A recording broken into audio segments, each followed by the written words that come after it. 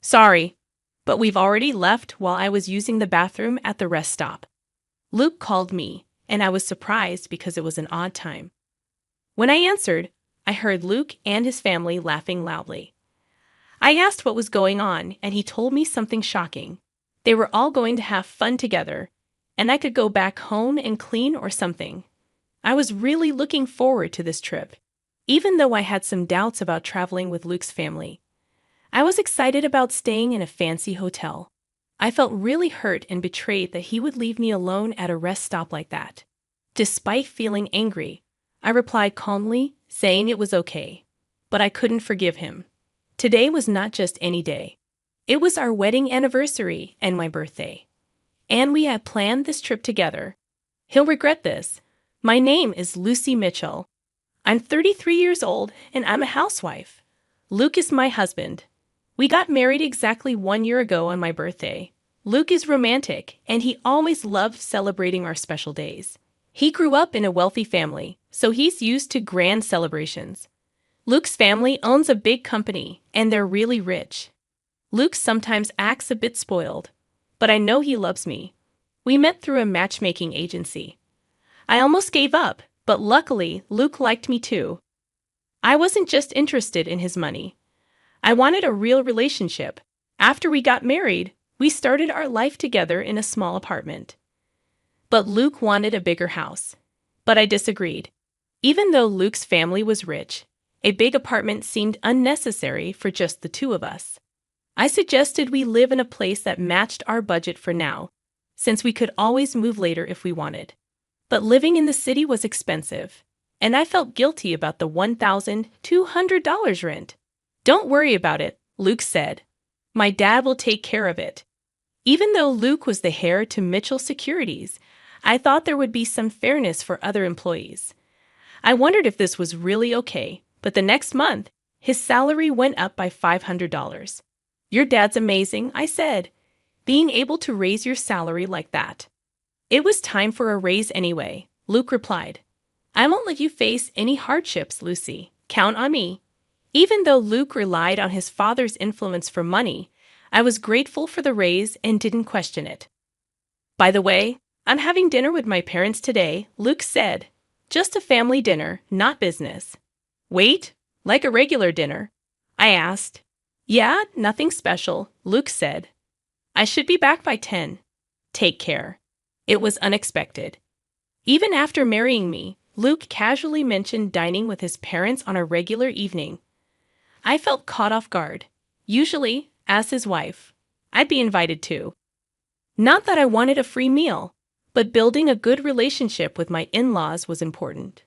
I couldn't understand Luke's actions and started feeling uneasy about our marriage. After that dinner incident, Luke frequently went to his parents' house for reasons like, "It's my cousin's birthday," or "Mom asked me to come over." Being a new bride, I just nodded, thinking it was normal. But one day, when I had dinner with a friend and Luke was absent, she looked surprised. He goes home that often and leaves you behind for a cousin's birthday. That's crazy, she said. She had been married for 5 years and had more experience than me. Realizing her reaction was common, I felt embarrassed. You're right, it's weird, I admitted. But according to Luke, it was normal. Don't take this the wrong way, but hasn't he really grown up yet? My friend asked. Her comment hit me hard. It was unusual for a 35-year-old, even one set to take over his dad's business, to prioritize family events after getting married. I regretted not recognizing Luke's true nature before marrying him. When I returned home after dinner with my friend, I felt down. I'm home, Lucy. Where have you been? Luke's mother asked from the living room. Luke was apparently out, maybe at a convenience store. Why are you here? Weren't you and Luke supposed to dine out tonight? I asked. That got canceled due to some issue at the restaurant, she explained. I thought Luke had messaged you just a bit ago, didn't you check? She pointed out. I looked at my phone, and indeed, 10 minutes ago, Luke had messaged that he'd be home early. But that was just about when I got off the train. There's no way I could have gotten home and started dinner in such a short time. Yes, he did message, but I saw it just now, I explained. What the heck? This is the problem with kids from single-parent households. You can tell they weren't raised right. My mother-in-law's words stabbed me in the heart. Indeed, I was raised in a single mother's home.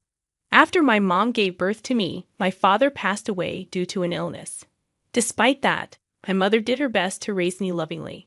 I wish she wouldn't say things that belittled my mother's hard work. It has nothing to do with being raised by a single parent. I just hadn't seen the message yet, I retorted, clearly irritated. But she brushed off my comment and changed the subject. Well, anyway, I've always noticed this, but your house is quite small, she said. I think it's average. It's suitable for just the two of us, I replied. You can't be serious. I feel sorry for Luke living in such a cramped space. My interactions with my mother-in-law continue to stress me out. Both my mother-in-law and father-in-law, perhaps because of their wealth, often seemed condescending. That's why I never got along with them.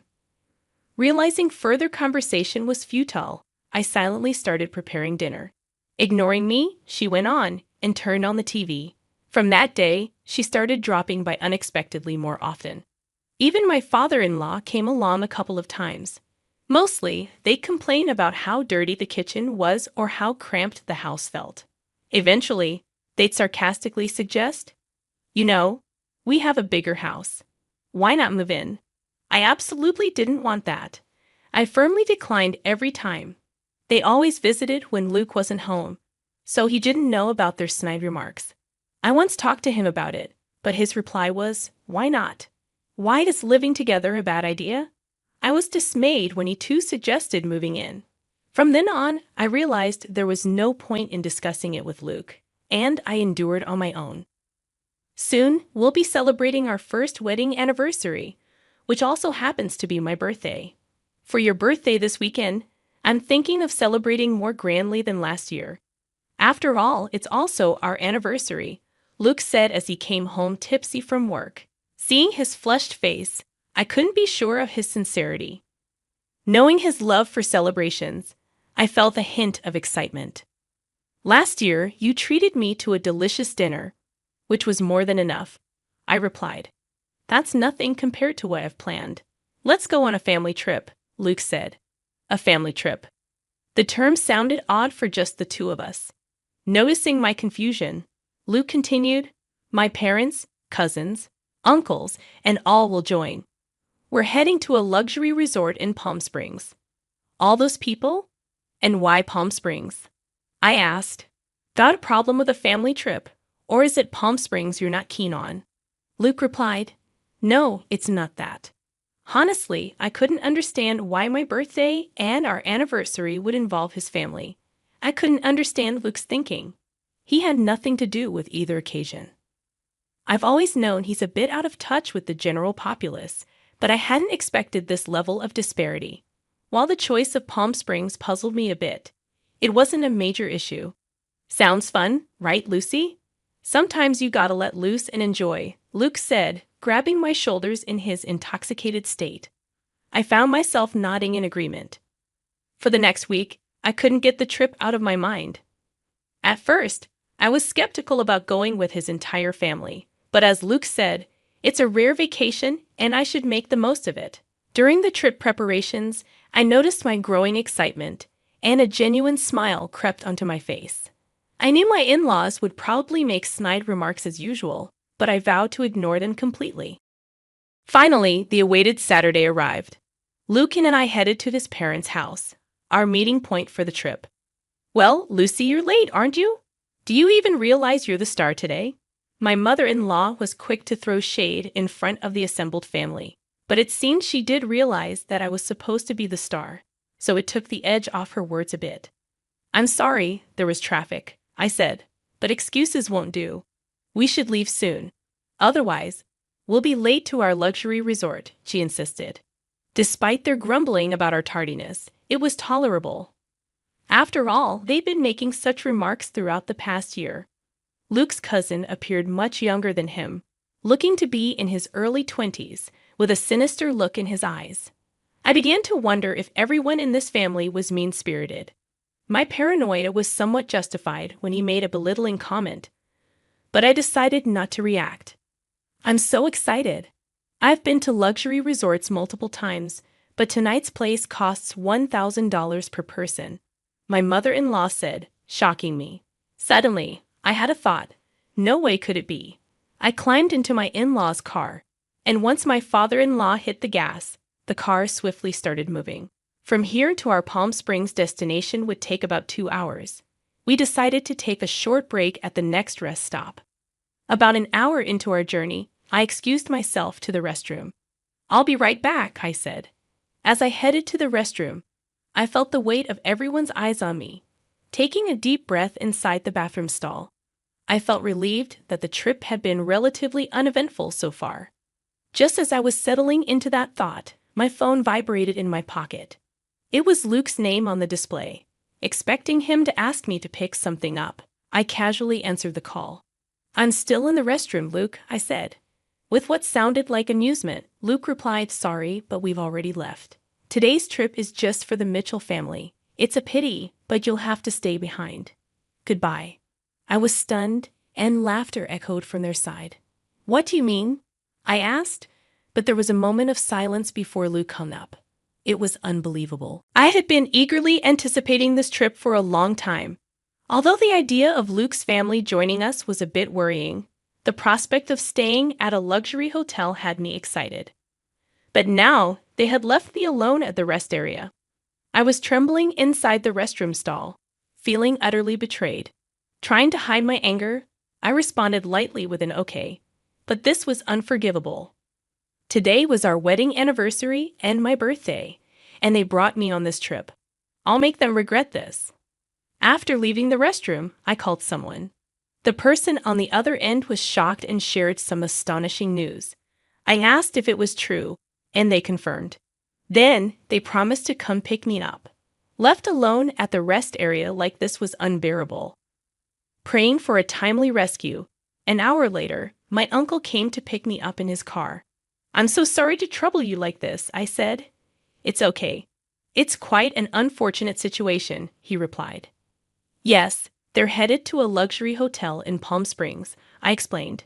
My uncle tilted his head in thought, seeming to realize something. I think that's the case, I replied. I'm really sorry, but can you please take me there? I'll take the train back. Got it. The drive there is nice anyway. My uncle gladly accepted my request to go to Palm Springs. About an hour later, we arrived in Palm Springs. Luke and the others had arrived ahead of us. In front of us was a luxurious inn with a grand gate. It was a well-known hotel. The only luxury accommodation I knew of that costs $1,000 a night. At the reception, I was greeted with a smile by my mother. Lucy, it's been a while, she said, dressed elegantly and smiling gracefully. It was undeniably my mother. This inn has been run by my mother's family for many years, and she currently holds the position of the innkeeper. After becoming a single mother, she began working at this inn, so to me, this place feels like home. I had called my mother from the rest area and was surprised to hear that there was a reservation today from the group at Mitchell Securities. I had a suspicion when I heard they were going to a luxury hotel in Palm Springs, but I never imagined they would be coming to our very own inn. Of course, the family doesn't know that this inn is run by my mother. Still, what a terrible story. Lucy, you can't just let this slide, my uncle said. Yeah, I know. That's why I came here, I replied. Why don't we get you changed over here? He suggested. I prepared to greet them at the dinner table. An hour later, at 6:00 p.m., the in-law family gathered for dinner. I hid in the next room to remain unnoticed. I slightly opened the door to observe the inside. Luke and his family, thinking they were among themselves, were making some rather crude remarks. But when my mother appeared from the other side of the door and greeted them, the room went silent. Today, I will be in charge of serving you. Please let me know if you need anything, my mother said, bowing with perfect grace. There was a tangible tension amongst the family. However, when the food was served, they resumed their inappropriate discussions. For a while, both my mother and I did nothing, simply watching the plates empty before them. It's great that we all could come. We got rid of the bothersome daughter-in-law, and the food is delicious. Perfect, one of them said. Hearing her harsh words, my frustration boiled to an almost uncontrollable point. At that very moment, my mother entered the room with a dessert plate loaded with cake and fruit. Today, I've heard it's Miss Lucy's birthday and also her wedding anniversary with her husband. May I know where Miss Lucy is seated? My mother asked. In response to my mother's question about where to place the cake, the family looked at each other, confused. Nobody told you that? My mother asked. There was an awkward silence in the room, and the in-laws exchanged glances. In the end, the mother-in-law raised her hand. I am Lucy, she said. I was too embarrassed to mention it at this age, but thank you all for the surprise. Given that the only woman in the room was the mother-in-law, her reaction was appropriate. My mother gave a faint smile upon seeing her act. Hey, what's so funny? Is it strange to be surprised at my age? She asked. No, not at all. I wasn't thinking that, I reassured her. Then what? Just bring the cake already, the irate mother-in-law barked at her. My mother composed herself, and I swallowed hard. Lucy Mitchell is my daughter, my mother declared. Everyone present made a dumbfounded expression and raised their voices in shock. Seeing an opportunity, I swiftly opened the door from the adjacent room and stood next to my mother. Welcome. This innkeeper is my mother. It's a pleasure to meet you, I exclaimed. Lucy, why are you here? And what do you mean she's your mother? Luke asked in confusion. It means exactly that. This inn belongs to my family. I'd also intend to take over this place someday, I explained. Luke had never met my mother before, partly because she was busy with the inn, and partly because Luke and his parents insisted on not meeting her face to face.